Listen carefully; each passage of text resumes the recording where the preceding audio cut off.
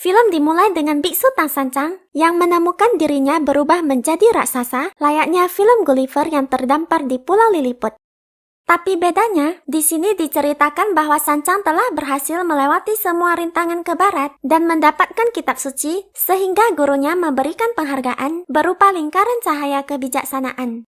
Tapi di saat Sancang sedang senang-senang dan diminta untuk memberikan sedikit pidato, lingkaran cahaya itu tiba-tiba mengalami kerusakan dan Sancang pun terbangun. Ternyata semua itu hanyalah mimpi. Rupanya Sancang masih jauh dari perjalanan ke barat dan berada di sebuah desa bersama dengan pemain sirkus beserta ketiga muridnya, Sun Wukong, Chu Pace, Shao Jing.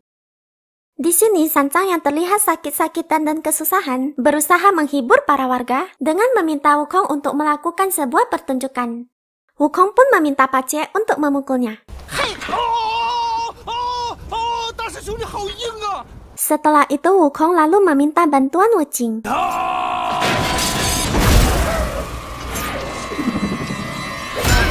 Dan ketika pertunjukan ditutup, Pace malah tertarik dengan seorang wanita dan menghampirinya. Sancang yang melihat hal itu meminta bantuan kepada Wukong.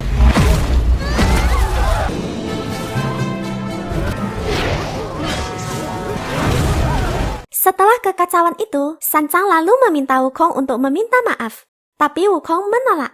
Sancang kemudian dengan sengaja memprovokasi Wukong dengan memanggilnya si kera nakal. Hal itu seketika membuat Wukong marah dan menyerangnya. Sancang lalu...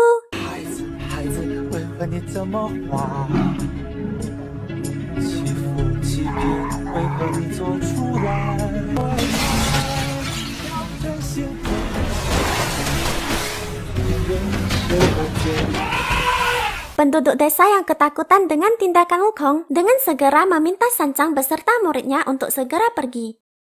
Dan di malam itu, Sancang langsung menghukum Wukong atas tindakannya. Keesokan paginya, ketika Sancang pergi mencari air, ia tanpa sengaja menemukan sebuah rumah dan mencoba untuk meminta sedikit bantuan. Sancang kemudian disambut oleh beberapa wanita cantik. Wanita itu lalu mengajak Sancang beserta murid-muridnya untuk ikut makan bersama. Dan di perjamuan makan, Wukong yang memiliki mata sakti langsung mengetahui wujud asli dari wanita-wanita itu. Mengetahui bahwa mereka memiliki niat jahat kepada gurunya, Wukong dengan sengaja memprovokasi mereka. Tahu.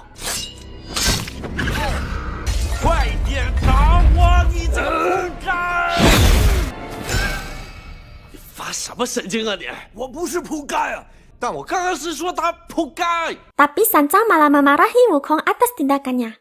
Dan ketika Sancang meminta Wukong pergi merenungkan sikapnya, para wanita itu berubah ke wujud aslinya dan menangkap Sancang. Sancang lalu meminta Wukong kembali untuk membantunya.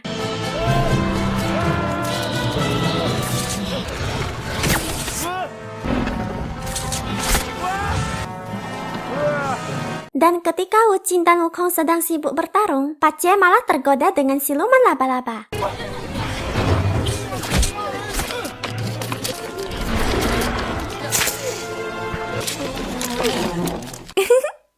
Dasar Pace, laba-laba pun diembat. Lol. Oke deh, lanjut. Sedangkan Wu Jing berhasil mengalahkan salah satu siluman, walaupun ia sempat terkena racun. Wukong yang menyadari bahwa kediaman itu adalah sarang mereka, langsung...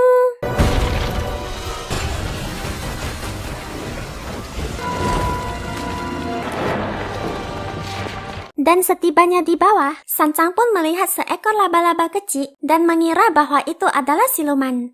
Dengan pedenya mengatakan bahwa ini adalah gilirannya. Tapi sayangnya, yang muncul malah seekor laba-laba besar. Dan Wukong pun... Lalu Sancang yang melihat siluman itu sudah tidak berdaya, lagi-lagi mencoba membimbing siluman tersebut dan meminta Wukong melepaskannya. Tapi ketika Sancang sudah bersiap untuk melakukan tugasnya, Wukong malah...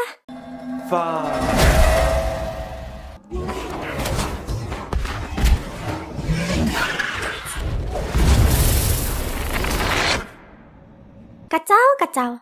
Emangnya dasar Wukong nakal tol. Lagi-lagi, hal itu membuat Sancang kesal atas ketidaktaatan Wukong dan memarahinya. Pada malamnya, ketika Sancang sedang sibuk mengukir sebuah patung, Wukong yang marah atas sikap gurunya mulai berdiskusi bersama Pace dan Wuqing untuk menghabisi gurunya. Tapi rupanya, percakapan itu tanpa sengaja terdengar oleh Sancang. Sancang yang merasa khawatir, lalu pergi berdoa kepada Buddha untuk meminta petunjuk.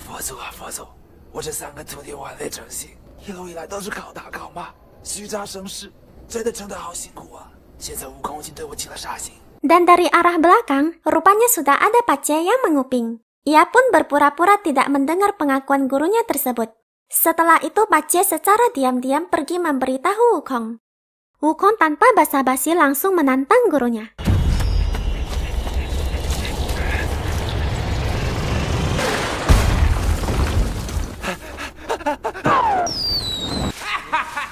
Dan ketika Wukong ingin menghabisinya, tiba-tiba saja seberkas cahaya yang menyilaukan bersinar dari langit. Hal itu pun membuat Wukong sedikit berpikir untuk menghabisinya karena takut terkena lagi jurus tapak Buddha dari gurunya. Ia pun memilih mundur. Sedangkan di sisi lain, di saat Pace sedang menunggu kabar dari Wukong, Wuqing yang sempat terkena racun siluman laba-laba kembali ke wujud aslinya. Dan tak lama kemudian, Wukong yang kesal karena merasa Pace telah membohonginya, langsung menghajarnya. Keesokan harinya, Sancang beserta ketiga muridnya yang melanjutkan perjalanan, akhirnya tiba di ibu kota kerajaan Pichu. Di sana mereka bertemu dengan seorang menteri kerajaan bernama Yao Chen. Mereka pun disambut dan dibawa untuk bertemu dengan raja yang memiliki sikap seperti anak-anak. Di sini, raja yang mengetahui bahwa Sancang adalah seorang pembasmi siluman, lalu memintanya untuk menampilkan suatu pertunjukan. Tapi karena ia tidak memiliki kemampuan yang bisa ia pamerkan, Wukong pun memiliki ide untuk membantu gurunya dengan kertas mantra penurut.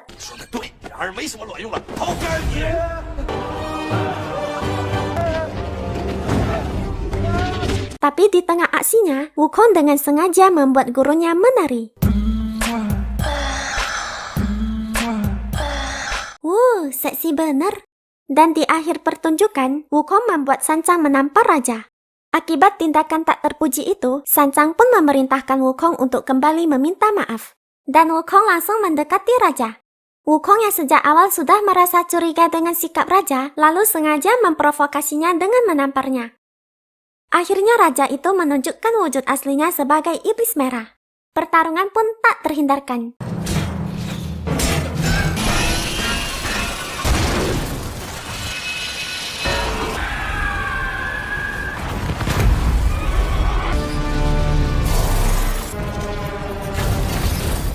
Sampai akhirnya Wukong merubah dirinya menjadi Raja Kera dan mengalahkan si iblis merah. Selain itu, Wukong juga berhasil membebaskan Raja Pichu yang asli dari bawah singgasana. Sebagai ucapan terima kasih, Raja lalu meminta seorang gadis cantik bernama Felicity untuk mengiringi kepergian Sancang dengan mempersembahkan sebuah tarian.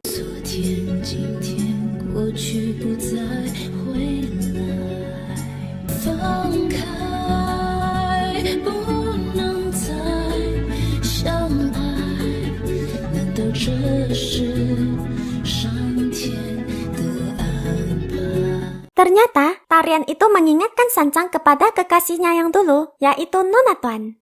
Sancang pun lalu meminta Raja mengizinkan Felicity ikut bersamanya. Lalu mereka semua pun kembali melanjutkan perjalanannya ke barat. Pada awalnya semua masih terlihat biasa-biasa saja. Sampai akhirnya Wukong menyadari sesuatu yang aneh dari Felicity dan mencurigainya sebagai siluman. Wukong lalu mencoba menggunakan cermin ajaib untuk melihat wujud asli dari Felicity. Tapi rupanya cara tersebut tidak berhasil. Wukong kemudian dengan sengaja melukai Felicity untuk mengetahui apakah darahnya menguap atau tidak saat diteteskan ke cermin ajaib. Tapi ternyata cara itu tetap tidak membuat Wukong mengetahui wujud aslinya. Sancang yang melihat perlakuan Wukong kepada Felicity mencoba melindunginya. Di sini Felicity pun mengatakan bahwa dirinya bukanlah siluman karena ia memiliki keluarga. Wukong yang sudah terlanjur kesal lalu meminta Felicity membawanya bertemu dengan keluarganya. Sancang beserta yang lainnya langsung menuju ke desa Rivermouth, di mana itu adalah desa asal Felicity. Dan setibanya di rumah Felicity, Wukong tetap tidak bisa menerima bahwa Felicity adalah seorang manusia. Dan ketika Wukong melihat gurunya sama sekali tidak mempercayai kecurigaannya, mulai merasa marah. Wukong tanpa ragu menghabisi seluruh keluarga Felicity beserta penduduk desa.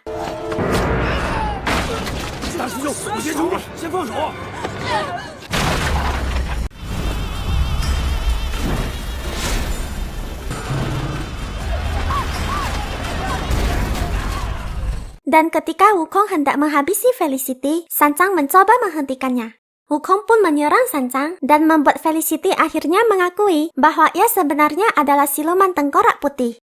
Selain itu, ia juga mengatakan kepada Wukong bahwa semua orang yang ada di desa adalah ilusi yang dibuatnya. Mendengar pengakuan itu, Wukong pun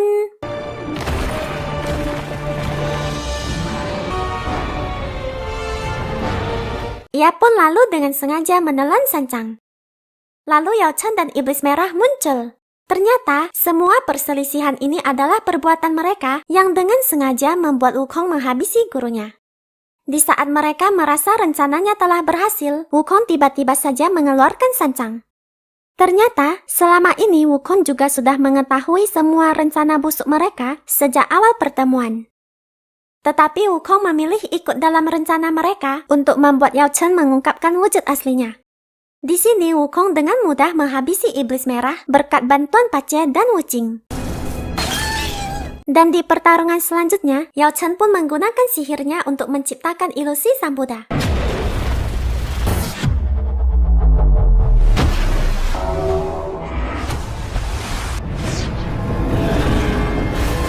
Hal itu pun membuat Wukong sempat merasa kesusahan dan tanpa sengaja membuat gurunya terlempar.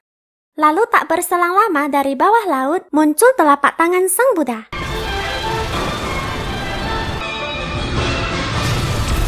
Akhirnya Yao Chen berhasil dikalahkan dan terungkap bahwa Yao Chen sebenarnya adalah burung emas abadi. Setelah pertempuran itu, Sanchang kembali untuk mencari Felicity. Ia pun tidak memiliki pilihan lain selain membebaskan jiwanya agar bisa berinkarnasi. Tapi sebelum itu, Felicity menyempatkan waktu untuk bertanya kepada Sanchang apakah ia pernah mencintainya. Sanchang pun menjawab bahwa ia hanya memiliki satu orang di hatinya, yaitu Nona Tuan. Kemudian Felicity pun berubah menjadi butiran cahaya. Sanchang, Wukong, Pace, dan Wuqing akhirnya bisa melanjutkan kembali perjalanannya ke barat melalui gurun pasir untuk mendapatkan kitab suci. Dan film pun berakhir. Tapi tunggu dulu, ada sedikit cuplikan di akhir filmnya. Ini dia. 走吧。等一下，还有彩蛋看。没有彩蛋了，别等了，请带上随身物品，谢谢大家。出口在右边。喂，大片肯定有彩蛋的哦。不是大片，所以没彩蛋。我再重复一次，不是大片，没彩蛋。假如是大片，你怎么没彩蛋呢？ Nah, yang kemarin minta dilanjutkan cerita film ini udah dipenuhi ya. Jadi, jangan lupa berikan like, oke? Sampai jumpa, bye-bye!